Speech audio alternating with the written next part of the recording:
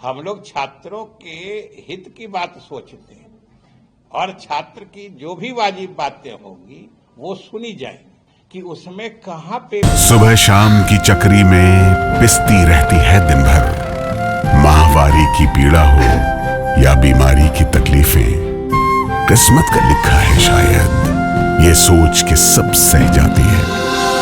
मुख्यमंत्री भगवंत सिंह मान महिलाओं की इस पीड़ा को समझते हैं, इसलिए पंजाब के हर जिले में आयोजित हो रहा है महिलाओं के लिए फ्री हेल्थ कैंप, जहां उन्हें मिलेगा बेहतरीन परामर्श और इलाज, ताकि महिलाएं रहें पूर्ण रूप से स्वस्थ।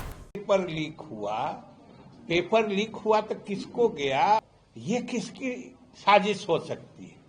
मुख्य सचिव या सरकार की तरफ से बार बार कहने के बावजूद एक भी प्रमाण नहीं दिया गया है। मतलब अभी तक की स्थिति यही है कि पेपर लीक नहीं हुआ है, जो कमीशन कहते रही है, और लीक हुआ इसका कोई प्रमाण नहीं है। हमारी सरकार, नीतीश कुमार जी के नेतृत्व वाली सरकार, पूर्ण रूप से छात्रों के हितों का पक्षधर है। हम लोग किसी हाल में छात्रों के साथ नाइंसाफी नहीं होने देना चाहते। हम लोग एनडीए के रूप में नीतीश कुमार के नेतृत्व में चुनाव लड़ेंगे। ये तो शुरू से, इसमें तो कोई परिवर्तन नहीं है।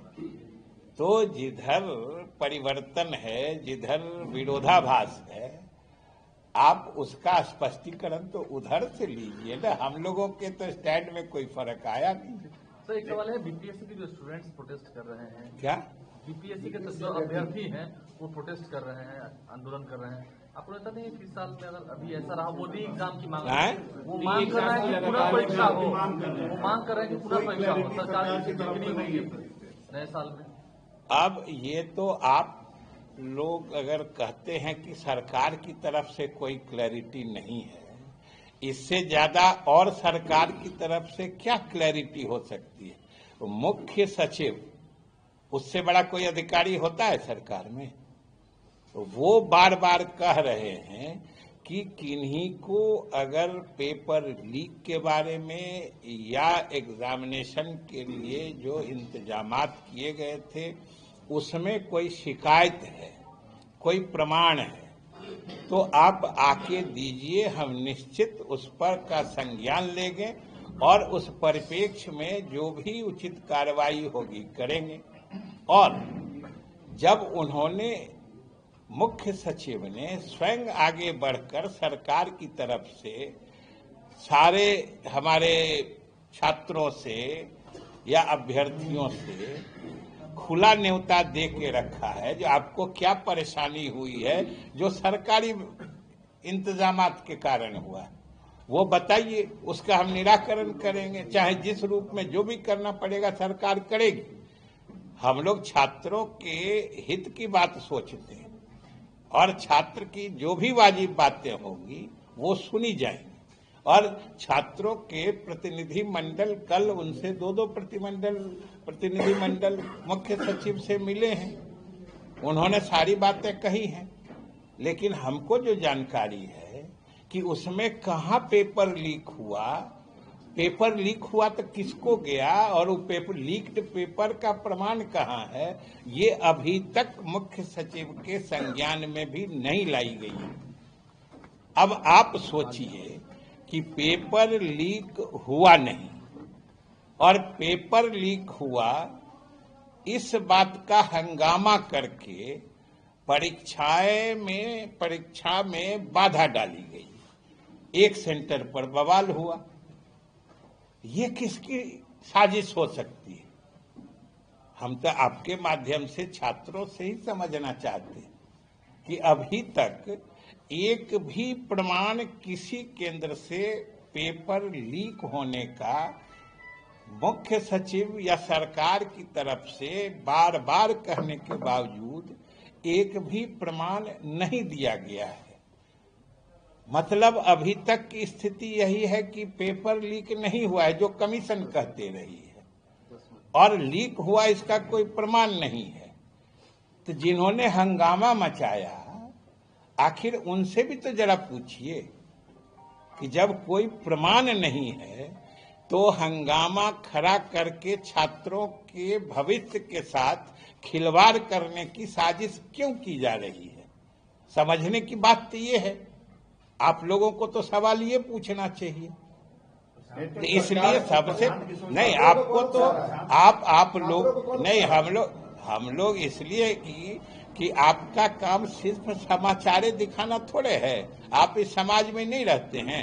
समाज के छात्र को अगर कोई बहकाना चाहता है तो आप सच्चाई छात्रों को नहीं बताइएगा।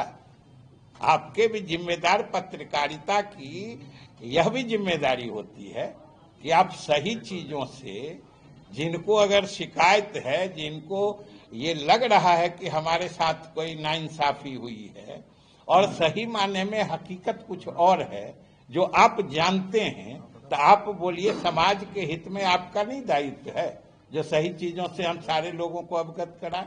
हम यही आपसे हाथ जोड़ से प्रार्थना करते हैं कि छात्र हमारे भविष्य हैं।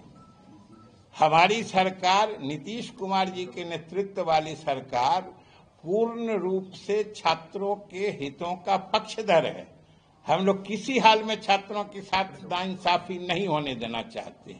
लेकिन ये लोग, कुछ जो निहित स्वार्थी लोग हैं, जो पेपर लीक का हवा खड़ा करके छात्रों के भविष्य के साथ खिलवाड़ करते हैं, ऐसे लोगों को भी हम आपसे भी निवेदन करते हैं कि बेनकाब करके समाज के सामने लाइए, जिससे भविष्य में हमारे छात्र उनसे भी सतर्क रहें। कल जो डेलीगेशन सरकार को अल्टीमेटम दे रहा है हम लोग, सरकार किसी के अल्टीमेटम का कोई मतलब नहीं समझती है। सरकार अपना दायित्व समझती है, सरकार छात्रों के हित को समझती है, सरकार छात्रों का भला समझती है। छात्रों के हित और भलाई के लिए काम करने में किसी के अल्टीमेटम की न जरूरत है न अहमियत।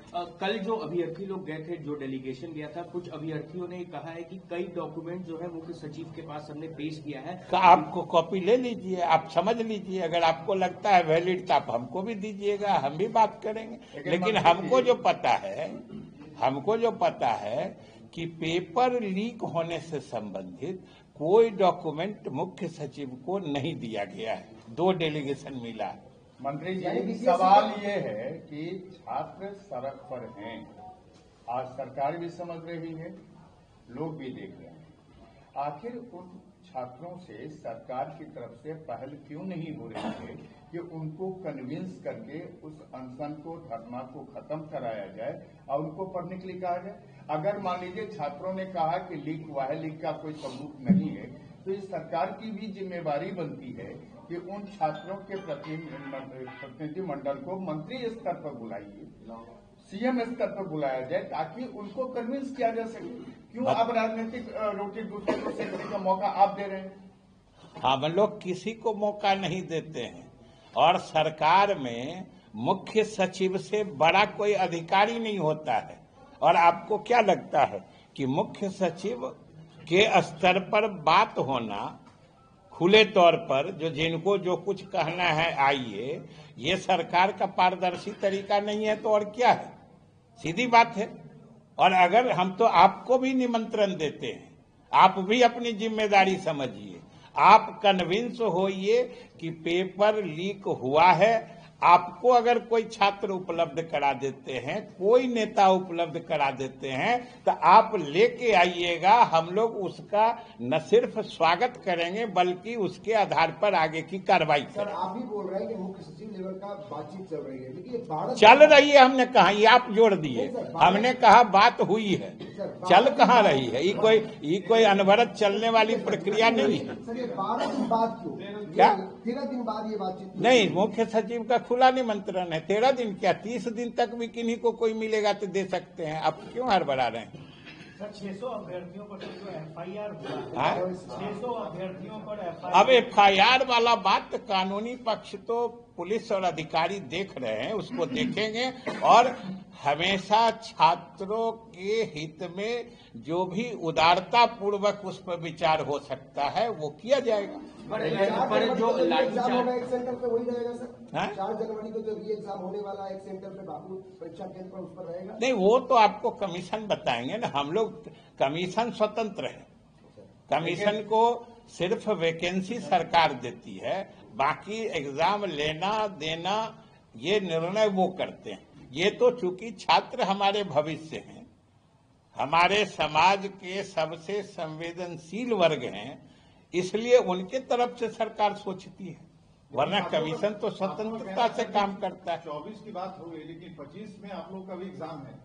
क्या छात्र कह रहे हैं कि 2025 में आप लोग का एग्जाम है।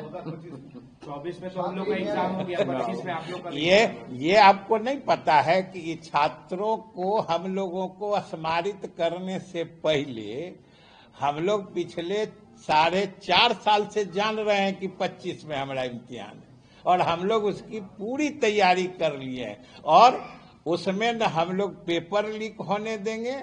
सारे हमारी तैयारी उस चुनाव में प्रदर्शित करेंगे और उसमें रिकॉर्ड मतों से विजय होंगे। लेकिन मंत्री जी एक सवाल है कि छात्र ये नहीं कह रहे हैं कि पेपर लीक हो रहा, छात्र ये कह रहे हैं कि हम आपसे ये समझना चाहते हैं तो बापू सभागार में हंगामा किस लिए? बापू परीक्षा के हम इस फिर आप आगे क्यों बढ़ रहे हैं?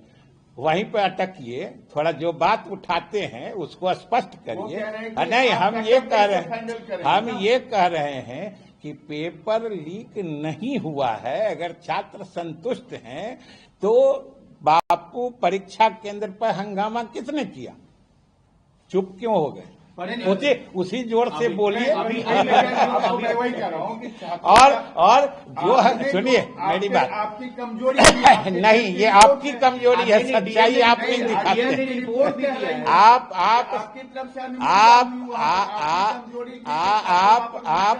आप सच्चाई कहने बोलने की हिम्मत नहीं जुटा पाते हैं, ये आपकी कमजोरी है। आप बोलते हैं कि लीक नहीं हुआ, लेकिन ये नहीं बोल पाते हैं कि हंगामा करने वालों की साजिश थी जिसने इतना बड़ा बमेला करा। आप नहीं बोल पाते हैं। चलिए, प्रदर्शन कर रहे हैं हजारों, ये आप नहीं समझते हैं, ये हमसे क्यों पूछ रहे हैं? हम तो सिर्फ सवाल है, ये हम लोग तो सिर्फ सरकार की तरफ से सच्चाई बताते हैं। अब आप यहाँ क्यों खड़े हैं, आप क्यों कहाँ जाते हैं, हम सबको सवाल पूछते हैं। हमसे जुड़े रहने के लिए हमारे YouTube चैनल को सब्सक्राइब करें और नई वीडियो की नोटिफिकेशन के लिए बेल आइकॉन को दबाएं। अगर आप ये वीडियो Facebook पर देख रहे हैं तो लाइक जरूर करें और ज्यादा से ज्यादा शेयर करें। धन्यवाद।